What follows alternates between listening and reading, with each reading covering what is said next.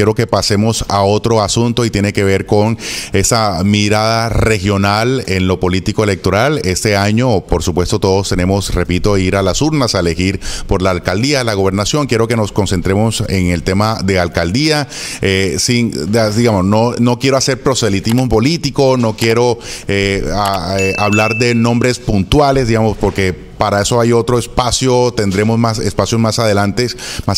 Yo quiero que hagamos una conversación reflexiva, un llamado a la responsabilidad que tenemos nosotros y cada uno de los ciudadanos respecto a nuestra decisión que tenemos que tomar. Usted es una periodista caribe con orígenes también aquí en Cartagena. Su padre dirige aquí en Cartagena un medio que es Metro. Están muy metidos en el tema del conocimiento a nivel periodístico de lo político electoral en el país. Lo primero que quiero preguntarle es, desde allá, la sensación que usted tiene, cómo mide el ambiente ya a esta altura todavía preelectoral de lo que ocurre en Cartagena.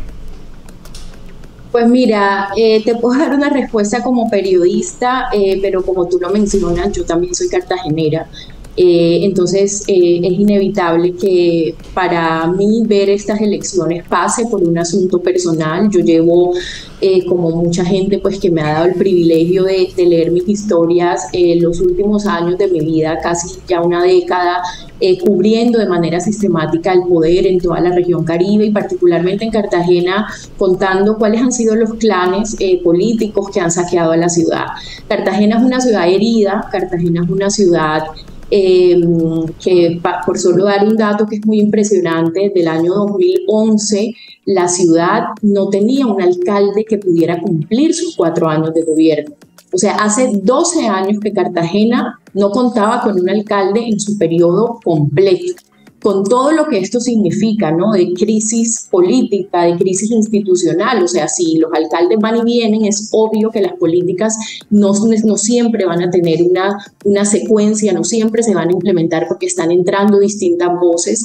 Y por eso siempre se dice que las elecciones son vitales, que estas elecciones son claves. Yo creo que particularmente estas elecciones en Cartagena son muy importantes, se están convirtiendo en un espejo de lo que está ocurriendo con el poder a nivel Colombia. Es decir, hay unas maquinarias, hay unos políticos de siempre tratando de mantener o de volver al poder, porque es cierto que perdieron muchísimos espacios con la llegada del actual alcalde William Dow. Y por otro lado hay otros grupos de poder que no necesariamente tienen las banderas genuinas de la independencia, sino que a veces se disfrazan de independencia para, digamos, entrar en la carrera por el poder. Yo creo que la ciudadanía tiene una responsabilidad muy grande, eso creo que es más que obvio, pero tú has dado con un asunto muy clave y mencionaste el periodismo, el papel del oficio del periodismo.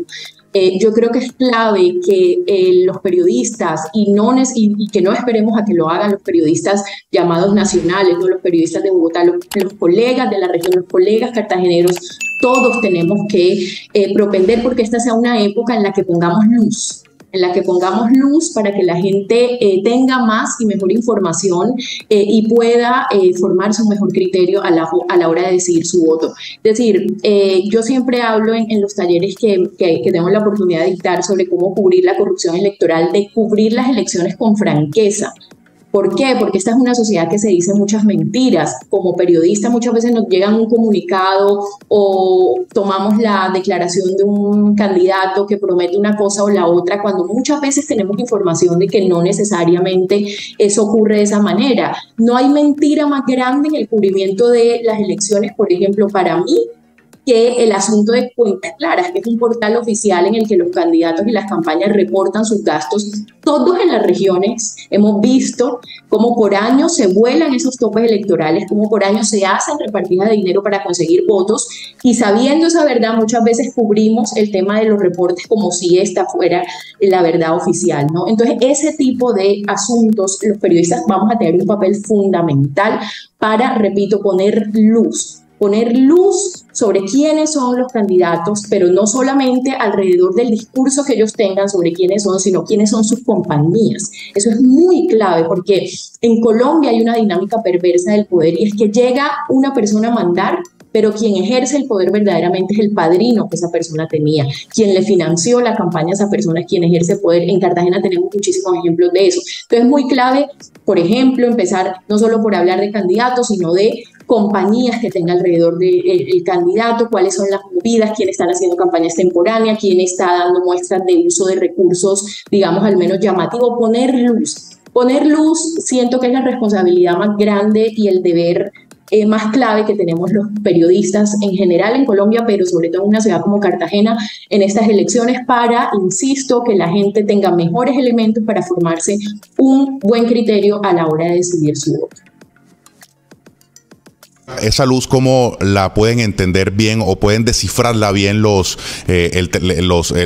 públicos o el público, en el entendido de que esa etapa, por supuesto, también muchos medios de comunicación obtienen ingresos vía pauta política pagada y que pueden confundir entre esos informes o esos espacios pagos con respecto a información, digamos, periodística natural de la campaña, para no hablar de una en particular. Sí, eso es muy complejo porque, digamos, este ejercicio o esta intención que uno puede tener de poner luz y como yo digo, de cubrir elecciones con transparencia y con franqueza, llamando a las cosas por su nombre, no replicando necesariamente todos los discursos oficiales, pues solo se puede hacer si el periodista y el medio cuenta con independencia. Dice fácil, yo reconozco, yo hace 20 años que ejerzo el periodismo y me fui de Cartagena hace 15 años a medios en Bogotá. Y yo reconozco que se dice fácil cuando uno está en un medio en donde le pagan un sueldo y uno puede tener esta libertad y confían en uno y uno puede tener la libertad. Y acá, el colega que no cuenta con esta libertad, que tiene que rebuscársela, claro, se vuelve un ejercicio incompatible. Lamentablemente es incompatible el ejercicio del periodismo independiente con ese tipo de relaciones económicas que se establecen muchas veces con las campañas y con los candidatos. Entonces, lamentablemente sobre eso yo siempre soy muy cuidadosa en que mis palabras no suenen como las de un juez, porque me parece que además es una situación compleja, que digamos que no es blanco o negro, que tiene muchos matices, pero en todo caso sí estoy muy convencida y creo que la evidencia empírica sí lo señala, repito, de que es incompatible el ejercicio independiente del periodismo y al tiempo que se establecen estas relaciones económicas con campañas o con candidatos, al menos cuando no están claras, porque también los medios tienen oficinas comerciales que pueden, digamos, establecer este tipo de vinculaciones en las que puede quedar establecido que no van a tener ningún tipo de incidencia en el contenido editorial del medio. Pero bueno, cada medio, digamos, ahí camina sobre las circunstancias que mejor considere. Y respecto de la visión de los públicos, ¿cuál es el llamado a esa mirada crítica o esa, digamos, ese olfato, no olfato periodístico, ese olfato que debe tener, digamos, la ciudadanía respecto de entender de dónde viene la información y cómo entender esa información de acuerdo al medio de donde lo recibe? Y eso también es complejo porque en redes, repito, tenemos un mar que muchos académicos han llamado un mar de basura, en el que tú nadas para ver si encuentras una perla, ¿no? Sí. Pero en general está rodeado de todo tipo de información. Hay una cosa que yo veo con mucha preocupación en Cartagena, que no es exclusiva de la ciudad, pero que sí he visto en los últimos meses, y son las llamadas bodegas, que tienen algunas campañas. Entonces, el deporte favorito de esas bodegas es acusar a un periodista que cuando saca una información que afecta a su candidato, ese periodista está al servicio de otra campaña, ¿no? Ese es el deporte favorito, y esas bodegas digamos, también se vuelven de alguna manera comunicadoras, ¿no? Entonces, yo creo que no hay fórmula mágica para tener criterio. Yo creo que cada persona puede decidir cómo mejor informarse, pero yo creo que existen credenciales que tienen y tenemos los periodistas, trabajos probados, trayectorias que pueden hacer a la gente confiar más o menos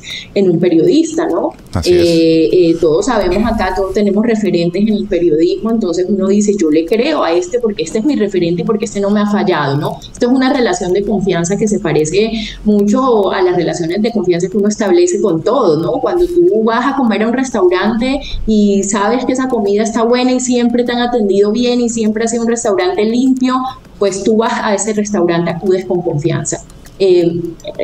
Guardando las proporciones sucede con el periodismo. Tenemos referentes, tenemos trayectorias y pues cada persona puede decidir con quién se informa mejor y a quién creerle, pero además no a quién creerle por obra y gracia de creer, ¿no? Con los ojos cerrados, sino también confiando en que hay informes periodísticos que muestran las evidencias. Yo también creo que eso es muy clave, ¿no? ¿Dónde están las evidencias de lo que uno dice para que lo que uno dice pues no sea solamente opinión, sino también esté soportado, por supuesto, en los datos?